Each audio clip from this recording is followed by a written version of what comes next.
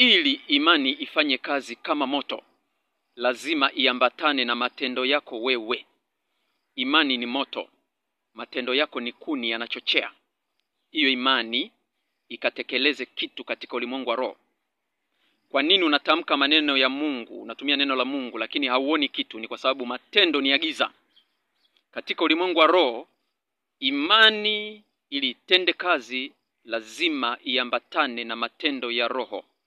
Neno la Mungu ni moto, linagawanyisha nafsi na roho. Ili nafsi itii kile roho inachotaka, linapita na kuzigawanya nafsi na roho, kuteketeza hila za ibilisi ndani ya mioyo ya watu. Utendaji kazi wake unategemea wewe kuamini hayo unayoyaomba kwamba yametukia nayo yatakuwa ya kwako.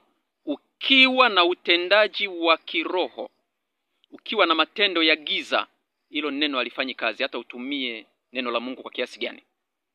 Neno la Mungu ni nyundo. Kazi yake ni kuponda ponda mioyo jiwe. Linaingia ndani yako ukiwa katika utekelezaji wa matendo ambayo Mungu anakuagiza. Linaponda ponda hila zote za shetani. Hautakuwa na kinyongo, hautakuwa na wivu, hautakuwa na matendo ya giza. Neno linaponda ponda. Neno ni upanga wa roho wenye makali zaidi ya upanga ukatao kuwili. Unakatakata hila zote za adui ndani ya maisha yako. Ndio kazi yake. Kwa hiyo ukiona kuna vitu havitendeki, ujue uko kwenye giza, matendo ni ya giza. Ndio maana neno la Mungu natumia halikusaidii.